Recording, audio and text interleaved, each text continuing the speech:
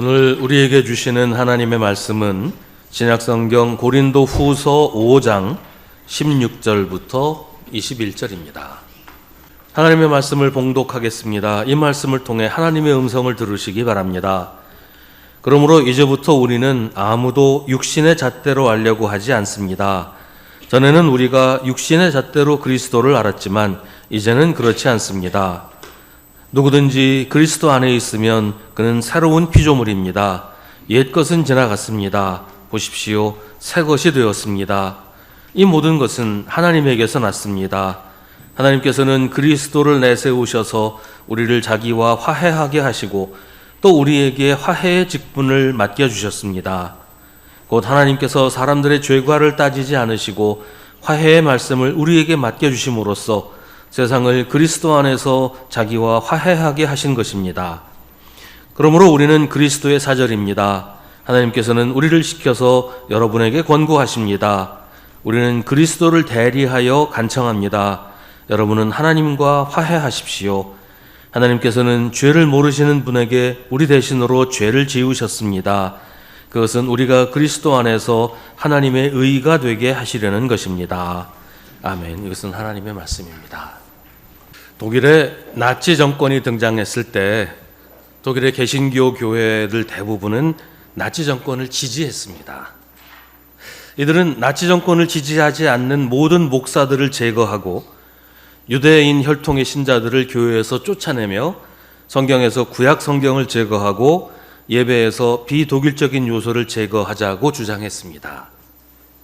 구약 성경을 제거하자고 한 이유는 구약이 유대인의 경전이라는 이유 때문이었습니다. 독일의 많은 교회들이 극단적으로 나치 정권과 결탁하며 복음을 떠나서 정치 집단화했지만 이에 동조하지 않고 저항하는 교회들도 있었습니다. 이들을 고백교회라고 부르는데 이 고백교회라고 부르게 된 이유는 1935년에 바르멘 선언에서 국가나 개인이 아니라 하나님의 말씀인 예수 그리스도만이 복종의 대상이요 하나님의 계시라고 신앙 고백을 하면서 히틀러에 대한 불복종을 선언했기 때문에 이런 고백교회라는 이름이 붙게 된 것입니다.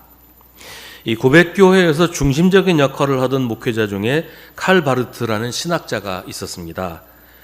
칼 바르트는 20세기의 가장 위대한 신학자로 꼽히는 그런 신학자이고 목회자인데요. 어느 날 어떤 사람이 칼 바르트한테 이런 질문을 했어요. 히틀러를 막지 못하면 전 세계가 파멸에 빠지게 될 텐데 만약에 당신이 히틀러를 만난다면 무슨 말을 하겠습니까? 이 질문을 한 사람은 바르트가 히틀러를 향해서 예언자적인 심판을 선언해서 그가 하던 일을 중단시키겠다 이렇게 대답하기를 기대했겠지요. 그런데 뜻밖의 바르트는 나는 로마서 5장 8절 말씀을 전해주는 것 말고는 아무 말도 하지 않겠다고 대답을 합니다. 로마서 5장 8절의 말씀은 우리가 아직 죄인이었을 때 그리스도께서 우리를 위하여 죽으셨습니다 라는 것입니다. 칼 바르트는 누구보다 히틀러를 반대했고 그가 하는 일을 중단시키려고 애를 많이 썼습니다. 보네포 목사처럼 히틀러를 암살하려고 할 정도는 아니었지만 칼 바르트 역시 공개적으로 히틀러와 나치 정권을 비판하면서 그들이 잘못된 길로 가고 있고 당장 멈춰야 한다고 말했습니다. 하지만 바르트는 하나님의 비할 데 없는 자비와 용서, 복음의 변함없는 기쁨과 은혜만이 히틀러의 진정한 회개를 이끌어낼 수 있다고 믿었습니다. 만약 히틀러에게 그의 가증스러운 행위에 대해서 비난한다면 오히려 히틀러는 분노하면서 자신을 정당화하려고만 할 것이라고 바르트는 말했습니다. 그러니까 개인적으로 히틀러를 증오하고 그를 용서하지 못하겠다고 하는 것과는 별개로 하나님의 말씀을 선포할 수밖에 없다. 그런 것이었죠. 받아들이기 힘든 얘기입니다. 히틀러 같은 사람에게 하나님의 자비와 사랑을 이야기한다는 것은 지금 우리 입장에서는 김정은이나 이런 사람들한테 하나님의 용서를 말하겠다고 하는 건데 과연 그렇게 할 수 있을까요? 칼 바르트가 그렇게 하겠다고 한 이유는 하나님이 우리에게 그렇게 하셨기 때문입니다. 히틀러만이 아니라 우리에게도 하나님은 우리가 아직 죄인일 때 예수 그리스도를 통해서 우리를 하나님과 화해하게 하셨다는 것입니다. 오늘 성경은 하나님이 우리에게 그렇게 하신 것을 기억하라고 합니다. 하나님이 그리스도를 통하여 우리를 하나님과 화해하게 하셨으니 이제는 우리가 하나님과 원수인 채로 있는 사람들을 하나님과 화해하게 만들어야 한다. 이게 오늘 말씀의 내용이에요. 16절은 그러므로 이제부터 우리는 아무도 육신의 잣대로 알려고 하지 않는다고 합니다. 육신의 잣대라는 것은 그 사람의 이력서, 업적이나 지위나 영향력이나 이런 것으로 그 사람을 판단하는 것을 말합니다. 그러니까 영어 성경에는 이걸 이제 육신의 잣대라고도 번역을 하지만 인간적인 잣대라고 번역을 하기도 해요. 같은 의미라는 겁니다.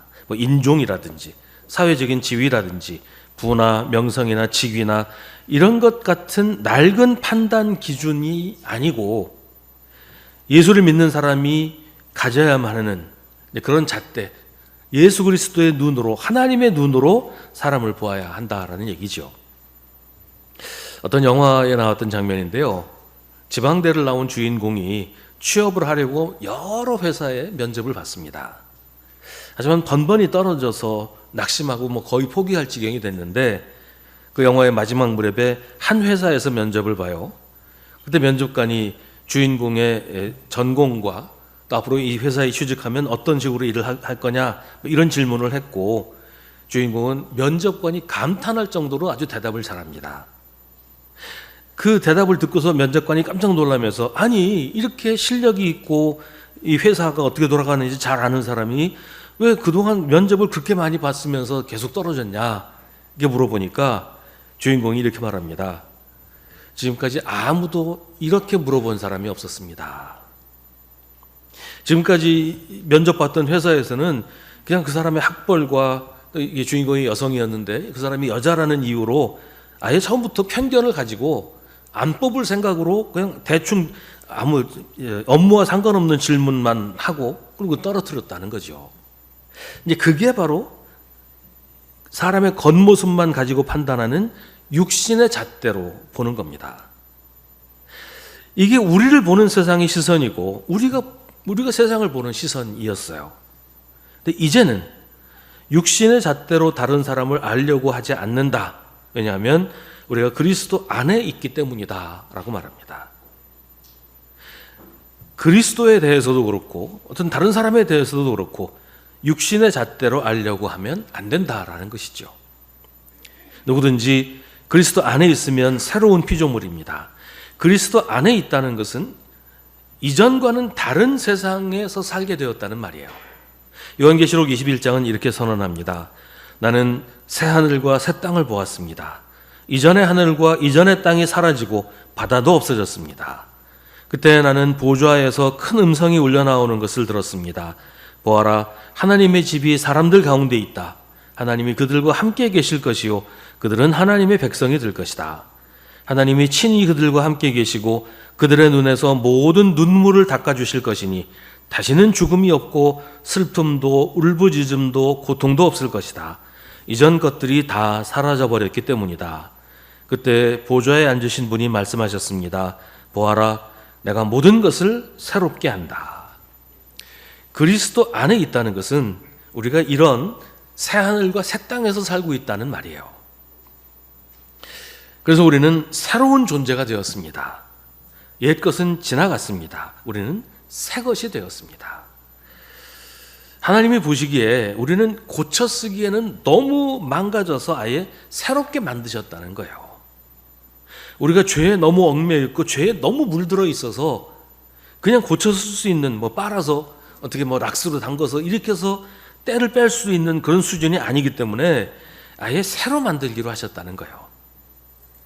히틀러가 어떻다 하고 말하기 전에 우리가 그렇다 하는 겁니다. 그리스도 안에 있는 사람은 다른 사람을 육신의 잣대로 보지 않습니다. 우리는 다른 사람을 볼 때 그 사람을 위해 십자가에 달려 죽으신 예수 그리스도의 눈으로 그 사람을 보아야 합니다. 그 사람을 우리의 기준으로 평가하고 판단하지 않고 그 사람을 미워하고 저주하지 않고 우리에게 생명을 주신 예수 그리스도의 눈으로 보는 것, 이게 육신의 눈으로 평가하지 않는 겁니다. 그래서 칼바르트처럼 히틀러에게도 하나님의 사랑을 말해주어야 한다고 생각하게 되는 겁니다. 망가질 대로 망가졌던 우리를 하나님께서 그리스도를 통해 하나님과 화해하게 하셨던 것처럼 세상 사람들을 하나님과 화해하게 만들어야 한다는 것이죠. 이것은 다른 사람에게 뿐만 아니라 우리 자신에 대해서도 마찬가지예요. 우리는 우리 자신을 육신의 잣대로 보곤 합니다. 세상이 보는 눈으로 우리를 평가합니다. 하지만 우리는 그리스도 안에 있습니다. 그래서 우리 자신을 볼 때에도 그리스도의 눈으로 보아야 합니다. 우리를 위해 십자가에 달리신 예수 그리스도의 눈으로, 우리에게 자신의 생명을 주신 주님의 눈으로 우리 자신을 보아야 합니다. 우리가 세상에서 그리 잘나지 못하고 세상에서 성공하지 못했다고 해서 우리가 실패한 사람이거나 패배한 사람이라고 하면 안 됩니다. 우리는 하나님이 새롭게 만들어주신 새로운 피조물입니다. 이게 무슨 의미가 있는지 한번 곰곰이 생각해 보세요. 하나님이 맨 처음에 사람을 만드시고 아주 좋아하셨어요. 그리고 이제 하나님이 우리를 새로 만드셨어요. 우리를 새로운 피조물로 만드셨어요. 그래서 우리를 보시면서 너무너무 좋아하신다는 말이에요. 아기를 보면 아기가 아무것도 하지 않아도 그냥 얼굴만 봐도 막 빙긋빙긋 웃음이 나오지 않습니까? 우리 아이니까요. 그렇게 하나님이 우리를 보고만 계셔도 빙긋빙긋 웃음이 나올 정도로 우리를 좋아하신다는 말이에요. 우리가 새로운 피조물이라는 것은 그냥 뭐 새로 만들었다, 신제품이다 그런 얘기가 아니고 하나님께서 우리를 새롭게 창조하시고 우리를 너무너무 좋아하신다는 말이에요. 그러니 우리 자신을 미워해서는 안 됩니다. 우리 자신을 비하해서도 안 됩니다. 우리 자신을 포기하면 절대로 안 되는 거예요. 다른 사람의 평가에 흔들릴 필요도 없고 누가 나한테 뭐라고 한다고 낙심할 이유도 없습니다. 우리는 하나님이 너무나 좋아하시는 하나님의 피조물이기 때문입니다. 예수님께서 지체장애인이나 그 시대의 불치병 환자들을 고치실 때 내 믿음이 너를 구원하였다라고 말씀하시는 그런 장면들이 있어요. 예수님이 환자들을 고치실 때 아무한테나 이렇게 말씀하시지는 않았어요. 예수님께서 굳이 내 믿음이 너를 구원하셨다라고 말씀하신 장면들을 살펴보면 대부분 지체장애인, 나면서부터 지체장애인이거나 불치병 환자들을 고치실 때 이렇게 말씀하셨어요. 그런 사람들은 세상에서 버려진 사람들이고 소외되고 천대받는 사람들이지요. 아무도 그를 존중하지 않고 그 사람을 사람 대접해 주지 않는 그런 사람들이에요. 근데 예수님은 그들을 하나님께서 인정해 주셨다고 하시는 거예요. 하나님이 그들의 믿음을 귀하게 보시고 그들을 고쳐주셨다고 하는 겁니다. 하나님은 세상의 눈으로 그들을 보지 않으시고 사랑의 눈으로, 자비와 긍휼의 눈으로 그들을 보시고 우리를 보신다는 겁니다. 그래서 우리를 불쌍히 여기시고 우리를 구원하십니다. 하나님과 화해한 우리도 사람들을 그렇게 보아야 하고 무엇보다 먼저 우리 자신을 그런 눈으로 보아야 하는 겁니다. 하나님께서는 그리스도를 내세우셔서 우리를 자기와 화해하게 하시고 또 우리에게 화해의 직분을 맡겨주셨습니다. 그리스도를 내세우셨다는 것은 예수 그리스도가 십자가에 달려 죽으심으로 하나님의 일을 이루신 것을 말합니다. 하나님께서 그리스도를 내세우셔서 우리를 하나님과 화해하게 하셨습니다. 그런데 하나님이 우리와 화해하셨다고 하지 않고 우리를 하나님과 화해하게 하셨다는 것은 이유가 있어요. 여기서 화해라는 단어는 다르게 만들다, 바꾸다라는 뜻을 가진 말이에요. 그러니까 서로 다른 것을 혼합한다 이런 뜻이 있어요. 하나님이 우리와 섞여서 사람이 되고 사람이 하나님과 섞여서 하나님이 된다 그런 말이 아니고 물들어간다라는 표현이 적절할 것 같아요. 하나님께서 우리를 하나님에게 물들게 하셨다는 거예요. 하나님이 우리에게 물드시는 게 아니고 우리가 하나님께 물들게 하셨다. 이게 화해라는 말이 가진 뜻이란 말이죠. 그래서 우리를 이전과는 전혀 다른 존재, 하나님의 속성을 공유하는 존재로 만드셨다는 말이에요. 우리가 하나님과 화해하지 못했던 이유는 우리의 죄 때문입니다. 죄인인 우리가 죄가 있는 채로는 거룩하신 하나님과 화해할 수가 없잖아요. 그렇다고 하나님이 거룩하심을 포기하고 죄인인 우리와 같아지실 수는 없잖아요. 그래서 하나님은 우리를 하나님과 화해하게 하시는데 죄를 모르시는 분 예수 그리스도에게 우리 대신으로 죄를 지우셨습니다. 하나님께서 죄 없으신 그리스도에게 우리의 죄의 짐을 모두 지게 하셔서 그 무거운 짐을 우리에게서 벗겨주셨습니다. 예수님이 십자가에서 우리의 죄를 대신 지고 돌아가셔서 하나님과 우리 사이를 갈라놓은 죄라는 장애물을 치워버리셨어요. 그래서 우리가 하나님과 화해할 수 있게 되었습니다. 우리가 하나님에게 물들어서 하나님을 닮은 새로운 존재가 된 것입니다. 예수 그리스도 때문에 우리가 하나님에게 가까이 갈 수 있게 되었고, 그래서 하나님의 영향을 받아 거룩하고 신실한 주님의 자녀가 된 것입니다. 가족은 서로 닮아요. 부모 자식 간에도 닮지만 부부도 오래 같이 살면 닮는다고 하잖아요. 우리가 하나님과 화해하면 우리는 하나님과 한 가족이 되고 점점 더 하나님을 닮게 된다는 거예요. 하나님의 성품을 공유하게 됩니다. 하나님처럼 자비롭고 하나님처럼 오래 참고 하나님처럼 거룩하게 됩니다. 예수 그리스도 안에 있으면 우리는 새로운 존재가 됩니다. 죄를 모르시는 예수님께서 우리 대신 죄를 다 지시고 십자가에서 죽으셨기 때문에 이제는 우리가 하나님께 가까이 갈 수 있게 되었고 하나님에게 물들어서 하나님을 닮게 된 것입니다. 18절은 말합니다. 이 모든 것은 하나님에게서 났습니다. 하나님께서는 그리스도를 내세우셔서 우리를 자기와 화해하게 하시고 또 우리에게 화해의 직분을 맡겨주셨습니다. 이게 우리의 노력으로, 우리의 수고로, 우리의 공로로 되는 일이 전혀 아니라는 것이죠. 이 모든 것은 하나님에게서 났다고 하는 것입니다. 하나님이 우리를 하나님과 화해하게 하셨을 뿐 아니라 또한 우리에게 화해의 직분을 맡겨주셨습니다. 여기서 말하는 우리는 바울 자신을 말해요. 그러니까 하나님이 바울을 하나님과 화해하게 하셨다는 것이죠. 다마스커스로 가는 길에서 예수님을 만나서 회개하고 새로운 존재가 되어서 하나님과 바울이 화해하게 됐다는 말이에요. 그런데 그걸로 끝난 게 아니라는 겁니다. 하나님은 바울에게 화해의 직분을 맡겨주셨습니다. 그래서 19절로 이어집니다. 곧 하나님께서 사람들의 죄과를 따지지 않으시고 화해의 말씀을 우리에게 맡겨주심으로써 세상을 그리스도 안에서 자기와 화해하게 하신 것입니다. 하나님은 먼저 하나님과 화해한 바울에게 화해의 말씀을 맡겨주셔서 바울은 세상을 그리스도 안에서 하나님과 화해하게 하는 사명을 가지게 되었다는 것입니다.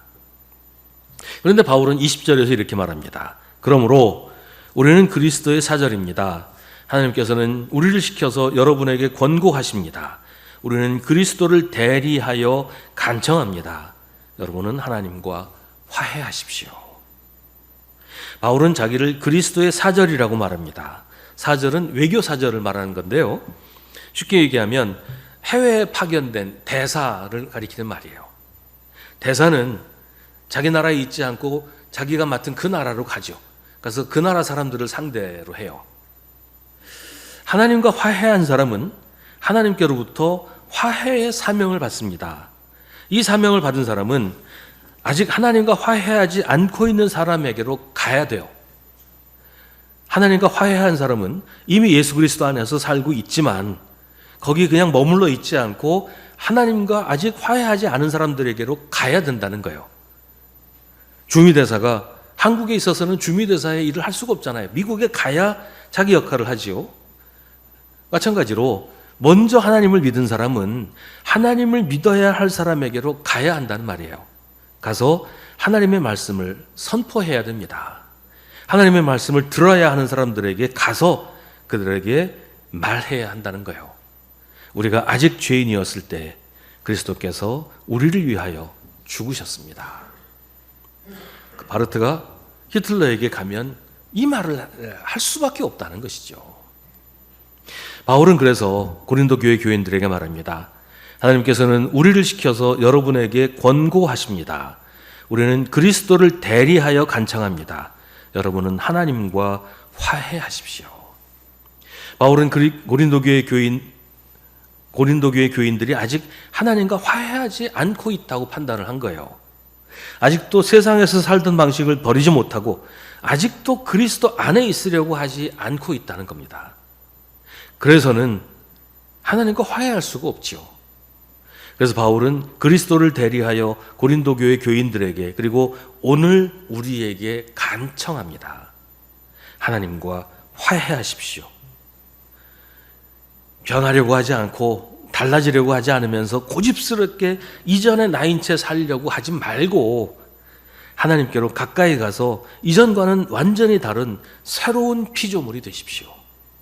아직도 하나님을 닮은 모습으로 변화되려고 하지 않고 아직도 새로운 존재가 되지 않으려고 버티고 있는 우리에게 하나님과 화해하라고 바울은 간청합니다. 하나님과 화해하면 하나님의 성품을 담게 됩니다. 그래서 하나님이 우리를 불쌍히 여기신 것처럼 우리도 우리와 함께 살아가는 우리 이웃을 불쌍히 여기게 됩니다.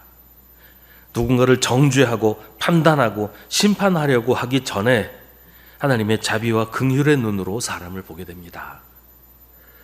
우리가 아직 죄인이었을 때 우리를 위해 죽으신 예수 그리스도의 마음으로 우리 이웃을 대하게 된다는 말이죠. 그래서 그들이 우리처럼 하나님과 화해하고 예수 그리스도 안에서 하나님을 닮아가며 살게 하려고 애쓰게 됩니다. 하나님의 자비와 사랑을 경험한 사람이라면 그렇게 합니다. 그렇게 해야 한다고 오늘 성경은 우리에게 말합니다. 물은 높은 곳에서 낮은 곳으로 흘러요. 사람들을 하나님과 화해하게 하는 사명은 하나님에게서 시작되어서 그리스도를 통해 바울에게로 이어지고 바울을 통해 고린도 교회를 통해서 세상으로 마침내 우리에게까지 흘러왔습니다. 흐르는 물은 썩지 않지만 고인 물은 썩게 돼 있어요. 화해하게 하는 사명이 우리에게서 멈춘다면 문제가 생기게 됩니다. 그 물이 흘러가지 않고 우리에게 고여 있음은 그 물은 썩어서 그 물을 먹는 우리 자신이 탈이 날 수밖에 없어요. 배탈이 나고 설사가 나오고 심하면 죽을 수도 있단 말이에요. 오늘 한국교회가 이렇게 엉망진창이 된 것도 화해의 흐름을 흘려보내는 것을 멈추었기 때문이 아닐까요? 하나님의 용서, 하나님의 자비, 하나님의 긍휼을 세상에 전해야 되는데 그렇게 하기를 포기하고 그냥 우리가 다 독차지하려고만 해서 이렇게 엉망진창이 된 게 아닐까요? 우리가 판단하고 정죄하고 심판하는 일에는 익숙하지만 사람들을 하나님과 화해하게 하는 사명을 외면하고 있는 것은 아닐까요? 우리가 아직 죄인이었을 때 그리스도께서 우리를 위해 죽으셨다는 것을 믿는 사람이라면 아직 죄인인 우리 이웃이 그냥 그 상태로 있는 것을 가만히 두고 볼 수는 없습니다. 하나님이 우리를 불쌍히 여기셔서 우리를 살려주신 것처럼 우리도 우리 이웃을, 우리 사회를, 우리나라를 불쌍히 여기는 마음을 가져야 합니다. 이전에 우리와 같은 이웃들이 하나님과 화해하도록 이끌어야 합니다. 그게 하나님과 화해한 사람이 받은 사명입니다. 바울은 우리에게 간청합니다. 우리는 그리스도를 대리하여 간청합니다. 여러분은 하나님과 화해하십시오. 우리도 우리 이웃을 향해 세상을 향해 말해야 합니다. 우리는 그리스도를 대리하여 간청합니다. 여러분은 하나님과 화해하십시오. 하나님과 멀어지고 하나님을 대적하는 세상이 모든 죄와 악한 마음을 주님의 십자가 아래 내려놓고 하나님의 손에 의해 새롭게 창조된 피조물이 되도록 하나님께로 인도하는 것이 우리의 사명입니다. 세상이 아직 죄인이지만 그리스도께서 세상을 위해 죽으셨다고 말해 주어야 합니다. 하나님과 화해하고 하나님을 닮아가는 우리는 세상을 하나님과 화해하게 하는 사명을 위해 부름받은 그리스도의 사전입니다. 기도하겠습니다. 우리가 아직 죄인일 때 우리를 하나님과 화해하게 하신 주님, 우리가 주님에게 물들어가게 하시는 놀라운 은혜에 감사드립니다. 주님, 우리가 예수를 믿는다고 생각만 하지 말게 하시고 주님을 조금씩 더 알게 하시고 아는 만큼 닮아가는 것을 겁내지 말게 하옵소서. 주님의 자녀가 주님을 닮는 것이 당연하다고 생각하면서 주님이 이끄시는 대로 변해가게 하옵소서. 그리하여 세상을 주님과 화해하게 하는 화해 사절의 사명을 잘 감당하게 하옵소서. 예수님의 이름으로 기도하옵나이다. 아멘. 우리 구주 예수 그리스도의 은혜와 하나님 아버지의 사랑과 성령의 사귐이 주님을 예배하는 사랑하는 주님의 자녀들에게 언제나 언제까지나 함께 하시기를 간절히 축원하옵나이다. 아멘.